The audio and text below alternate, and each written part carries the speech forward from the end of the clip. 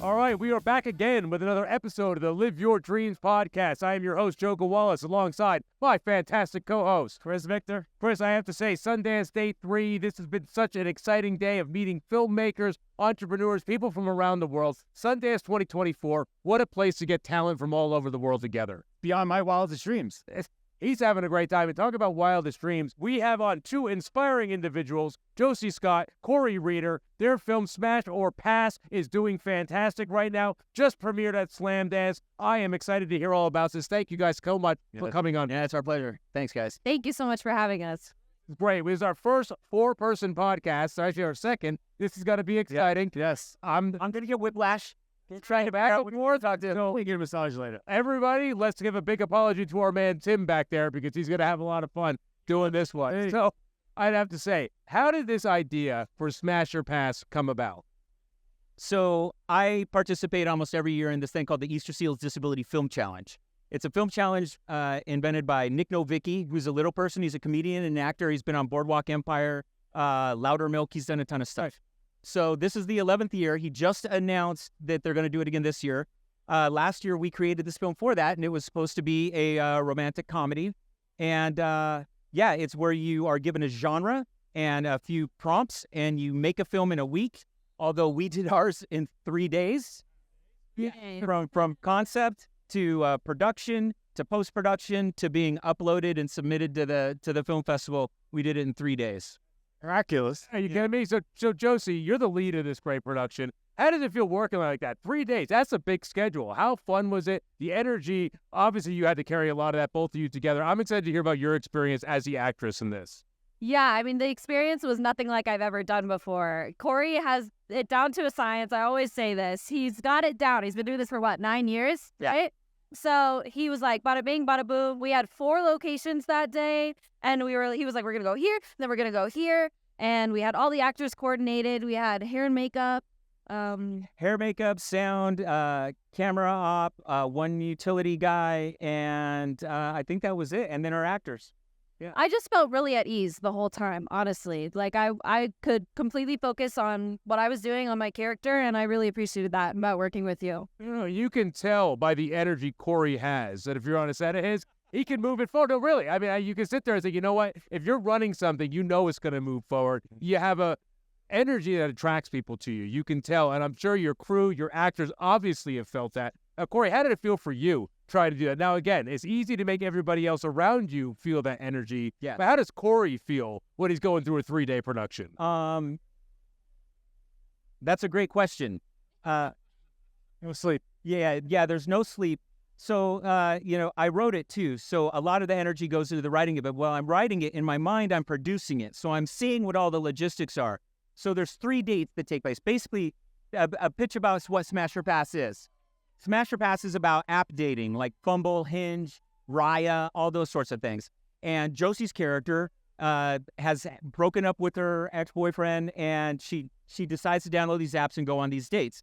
So there's 3 dates. So in my mind, I'm like, I need one restaurant location that can look like 3 locations. So I'm writing, but I'm producing, and I'm imagining what my actors are going to be. And sometimes that's before I even cast people. So there's a lot of chaos, but being somebody who works with people who have disabilities and for the last 9 years has tried to promote them and platform them in front of and behind the camera, I also am one. I have ADHD. So this sort of chaos balances out for the better, and it's just, it's a constant grind. But I will tell you this, when I am done, and we worked with this fantastic editor, Nathan Cox, who won an award for best editor in this thing.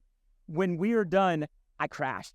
For a week, man, I am out. So yes, I am this, and I am going, and I am coaching, and I am having fun, and we are bringing it all together. And then when it's like cut, done, delivered, he's out. He's out. R.I.P. basically. R.I.P. Love it. That is fantastic. I love the energy. It's fantastic. Now, as an actress, when you're working around all this energy, how do you feel when you're saying, all right, I have to go from here to here to here, make this happen, 3 days? This is a big thing. You're a lead, right? And you need all this energy around you. How do you go through your process to get from yourself to being in the character? That's a really great question. So I think Cory sent me the script 2 or 3 days before we started shooting. So I made sure to really get into the mindset of the character, go through the script, And I actually consulted a lot of my friends about their dating horror stories. Yeah, I am recently married, so I have never actually app dated, but I have a lot of friends on my dance team who are doing that right now. Sure. And so I was like, please tell me your worst stories. And I use those to like feel the character. How do you like some of those horror stories? Were they that bad? I'm interested in some of these. Even being a woman, it's just like there are people out there that like exist and like think you can say things like that. But then as a woman with a disability, it's one more level because people don't know what to say to you already. And then they're just like, it just comes out. Cory, this is a fantastic topic that you came up with. What went on again? I love the energy. Your mind's all over. I love it. How did it? You had to sit there and go like this. How do I focus? Make this script come to life. What inspired you to tell this story? Divorce. One word. Two years ago, I got divorced, and I'd never had to app date. Sure. And there's this whole thing where it's like, all right, my friends are trying to get me down the apps. I took a little bit of time. I healed from the divorce, and then I started downloading the apps, and it was so strange. And when I would go on these dates, I would ask women sitting across from me, I'm like, I've never done this before. What's it like? And they would say like, well, I get someone sending me a picture of their dick every day. And I'm like, oh my God. Oh, I had this one guy show up blackout drunk, and these horror stories start coming to me. And so I'm taking all this in and going like, oh, well, thank God that's not me. And then the next thing my brain switches over and I go like, this has got to be really miserable for a woman with a disability. So those things start to happen. And the last puzzle piece that dropped in where I'm like, well, I have to write about this is I was talking to another friend of mine, young woman with a disability. She goes like, have you ever heard of devotees? And I'm like, what's a devotee? So there's all sorts of different kinks out there. You know, we hear of foot fetishes. Some people like to be tied up, all these sorts of things. Well, a devotee is someone who has a kink on a particular disability. So when I heard about that, I'm like, oh, these are like the three components I need. Like the apps, a woman, and devotees. Sure. And we have one like mildly portrayed by my friend Andrew Simmons that's in this thing that's like is desperate to get a ride in the wheelchair. And so we have all of these concepts that come together. And along all of that, I got to put in the time like, this has got to be funny. So there's got to be jokes. And so it's like, that's where the stories that Joci was just saying, her girlfriends provided us with some lines out of their life. And I just crammed those into the script and it made it funny as heck. I have a question. Yeah. How did you two meet? We met from this. So as I was getting ready to do the festival this year, I'm always looking for fresh young talent that need opportunities. And we were introduced through Nick Novicki, the founder, who introduced me to Joe, Joci's manager. And then we had an initial meeting just to see what our vibes were, because I feel like if you can't talk with your lead actor, if you can't build with them, because I'm not the kind of director that's like, oh, do it my way. It's like, I want to be able to take what she has and elevate it, because then her talent is going to be elevating what I'm trying to do. And it's a step ladder. I know you guys talk about building dreams. It's literally, we're trying to make the film better. We're trying to make it funnier. We're trying to service the community of people with disabilities. And it just keeps on going up. So that's how we met. No, I love it. Joci, being an actress with a disability, how does it feel now being a lead in something at Slam Dance? A lot of people are going to see this film. It's going to make an impact. It's going to inspire a lot of young actors, actresses with disabilities to jump out there, get in the forefront and say, you know what? I can do this too. That's amazing that you're leading this charge in this to help a whole group of people. Yeah, I mean, I'd never imagined that I would be here. 5 years ago, I was paralyzed in a small plane crash. And so I didn't grow up with my disability. And I remember laying in my hospital bed and watching an episode of Friends on the hospital TV. And I was like, I don't recall ever seeing somebody in a wheelchair on a TV show that I watch. And I was like, thinking to myself, like, why is that? And so I eventually found some great examples like Ali Stroker and other people that have participated in TV, but there's not nearly enough. So I made a promise to myself that I would try to pursue this for myself because it's what I'm passionate about, but also for all the people out there who want to do this. And so I feel really privileged to get to be here and to get to share this story because it's just an incredible step for people with disabilities in this industry. Oh, 100% is. I mean, premiering at Slam Dance. Yeah. What a festival. People from around the world gather there. You're also here now at Sundance. I mean, you are going to inspire so many people. Both of you together, it's really phenomenal. It's amazing. Thank you so much.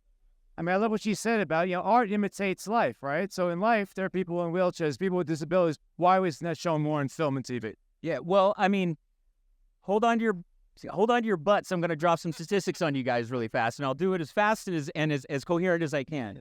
25% of the world's population has some form of disability. 2% of television, film, media has representation of people with disabilities.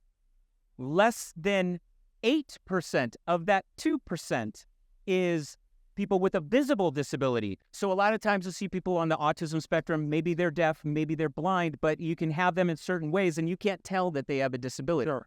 So all of these things are the calls to action to try and bring more of that inclusivity for exactly what Joci was talking about. She never saw somebody in a wheelchair. So these elements, this Easterseals Disability Film Challenge, some of these platforms that larger networks and studios are starting to put forward are trying to elevate these things. I just had a meeting right before Christmas with Kevin Beggs from Lionsgate Entertainment. They are trying to bring more of this in, more of the inclusivity, more of the diversity of people with disabilities, because they know that it's out there. It's a viable market. And here's the last thing I'll hit you guys with. If we are all lucky enough, we will become disabled because we're going to get old. Sorry, guys. It's going to happen. We're going to lose our eyesight. We're going to lose our hearing. Our backs are going to start to hurt. Our mobility is going to go down. If we live long enough, we will all be disabled, every single human being. I'm already experiencing that. Yeah, man. So it's like it's an unstoppable, marginalized community. It does not care about your race. It does not care about your gender, your sexual orientation, your height, your weight, or anything. Everybody has the opportunity to become disabled at any moment, like she experienced in a plane crash. And so it's like there needs to be more of this in the world, more acceptance of this and more exposure so people who don't know about it, who aren't familiar with it, have the opportunity to learn about it. And what we do in our film is we do it in a fun way. It's not like a depressing, heartbreaking, sad sort of thing. It's like, no, we're punching up at disability. We're not making fun of her disability. We're making fun of the numbskulls that she has to date. Yeah. So you laugh at them and you have this empathy for like, this has got to be a pain in the ass for women, you know? And so that's one of the things that I really like about the films that I make, that I can elevate people like Joci and not only her talent, but in the stories I can show people that it's okay to laugh at these things if you do them right. Sure. No. That's the right. You do things in a classy way. You're actually telling a good point, and you're not making fun of the situation. Now, Joci, as an actress, how does it feel when you have a director like this around you that is kind of making sure that your disability is at the forefront in a very positive way? Does it feel great working with a guy like Cory? Does it give you the freedom to operate? How do you feel your process is working with a director like this? Yeah, I mean, like I said, like I have to fight for anything, and that is rare for any situation in my life. So I feel really privileged, and honestly, I feel like Cory is like this like talented genius mind, and I just showed up. Can you say that again, please? Just say that one more time. Cory is a talented genius mind. Nearly 1 billion streams. Smile on Cory's face, ear to ear. Right.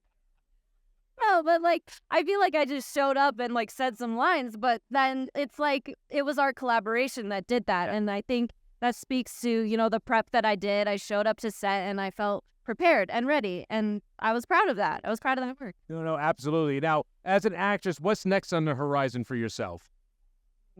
I don't know. What can I share, Joe? Well,